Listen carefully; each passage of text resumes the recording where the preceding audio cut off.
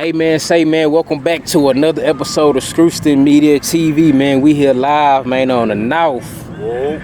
Acres Homes, man, with one of my favorite artists out here in the city, man.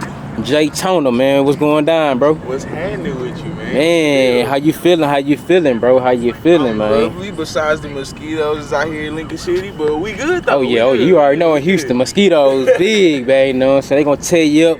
Say the South got something to say. Nah, real talk, man. Like I said, appreciate you having me, bro. This long overdue, man. We've been talking about this for about 2-3 years now, man. So hell yeah, it's been a minute. Yeah, I appreciate you, you know what I'm saying, just give me this opportunity, bro, and, you know, just still fucking with your boy, you know what I'm saying? You know, a lot of boys turned their back on me, but I'm glad you stayed true to me, man. Nah, nigga. Never did.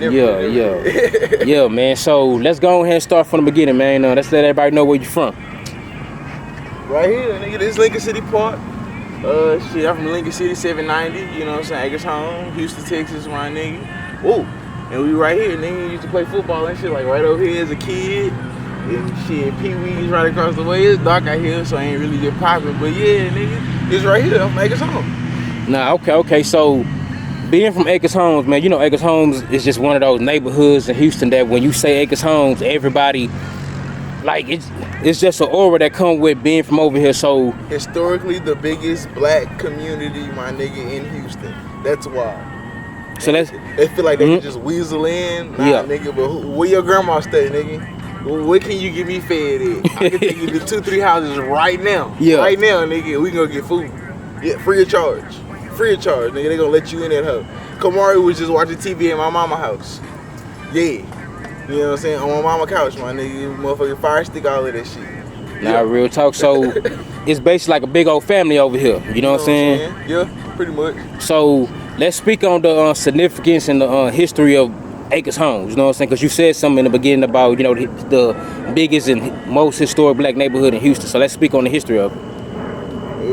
What you want as far as history? Just like, you know what I'm saying, just like the significance of it, and you know what I'm saying, why is this neighborhood important to the black culture of Houston? Like, that's what I'm talking about, like that. Oh yeah, it's close knit. Everybody's pretty much, I ain't gonna say we all family, but shit, in a sense we all family, you know. Shit, down to the fucking crackheads, nigga. I can take you up on Lil York for real. It's a crackhead named T. This nigga been knowing me since I was a little kid. And like the nigga hop out still right now. That's my nigga. I thought it was Jill.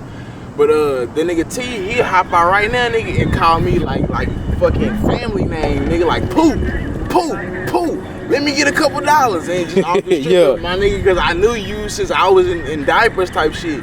Like, I gotta get this nigga a couple dollars type shit, you know what I'm saying?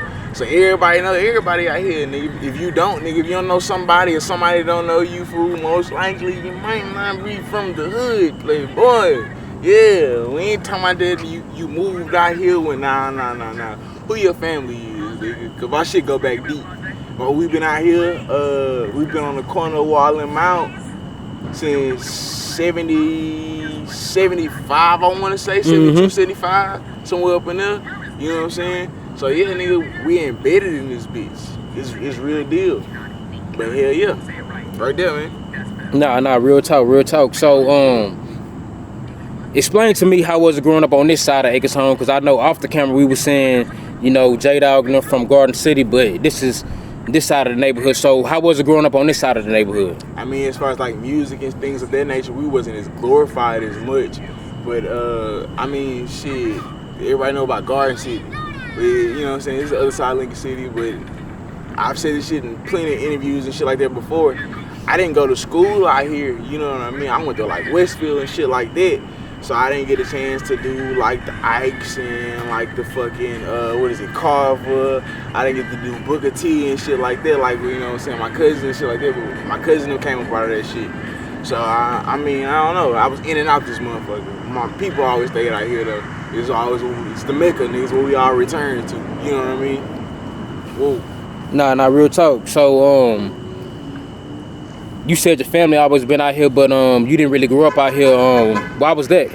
Why was you constantly going back and forth from here into? My mama wasn't having it. Mm-hmm. Like, she would try to have all of us together type shit. Like, she seen how my other cousins and shit was, or, you know what I'm saying, my family or whatnot. And she was just like, yo, you know how it is. Mm-hmm. You grew up, your mama didn't want better for you type shit, so they take you somewhere else. But what's that saying? You can take the nigga out the hood, but you can't take the hood out the nigga. Right there, nigga went to Westfield and was like, oh yeah, you a ratchet nigga, huh? And it's like, yeah, bro, take me back to my people. So shit, I want to say, what was that? I want to say maybe like my sophomore year, junior year, maybe. My mom and them had moved back out here, but at the time I wasn't staying with them. I ain't moved back with my T until like my senior year, I wanted to say.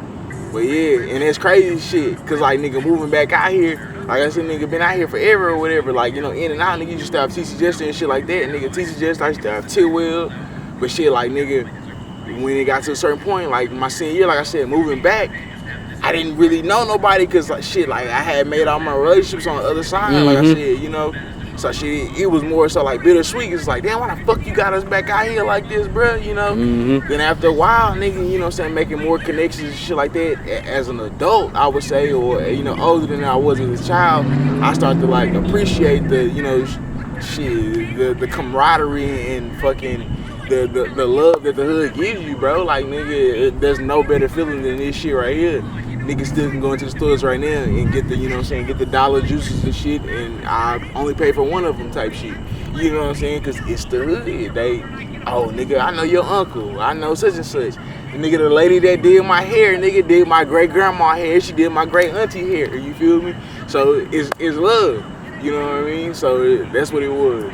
Right. So speaking on the love in the community, so you know, the hood always get a bad rap, you know what I'm saying, about, you know, the crime and, you know, all that type of stuff, all the negativity, but a lot of people don't really talk about, well, I'm not saying we don't, but, you know, like the news don't really cover the positives that go on in the community. So, yeah. So what's some of the positive and community kind of programs that you had over here growing up? Because I know you were saying, you know, y'all had the gym over here at the park and everything, so. Hey, well, this is Lincoln City.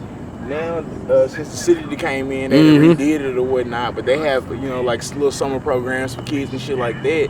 Like I said, I played Pop Warner football, like right over here at Lincoln City Redskins, so, you know, shit like that. But shit, the way I see it, bro, is money in the ghetto. And I'm saying money as far as not like a monetary value, just more so like life values or whatnot, you know what I mean? It teach you how to survive, teach you how to thrive in, you know, in certain situations, teach you how not to fail. You know what I mean? If you want to go down that bad road or whatnot, then, you know what I mean, it can definitely teach you how to go down that road as well. So it's a lot of valuable lessons to be learned out here. It ain't just like, oh man, it's so bad or it's so terrible. Because I mean, shit, the way I see it, it get dark everywhere. You know, everywhere got a shadow. So, you know what I'm saying? Shit like that. So, yeah, man. It gets bad every fucking where. I don't care. The nicest neighborhoods got some kind of crime that happened in it. You know what I mean? So you can't just directly, you know what I'm saying, fucking link that shit to ghettos, as they would say. It happens everywhere.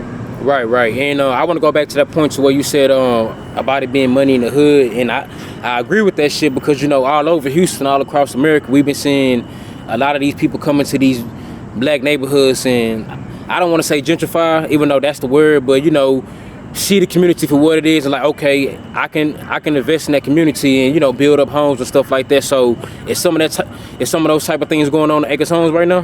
Definitely. Go down James Franklin right now, Acres Place. They putting up fucking $300,000 houses like right now, and like my mama probably would stay like 2 blocks down the way. You know what I mean? And like these houses on cinder blocks, you know. Versus the ones down here on James Franklin, these motherfuckers are paved and everything. Like this shit look like shit. If y'all familiar with like Laurel Oaks type shit like that, it's shit like that. You know what I mean? It's the nicer houses. So yeah, and how you were saying gentrification, that's exactly what the fuck it is. No matter how the way they try to disguise it or whatnot.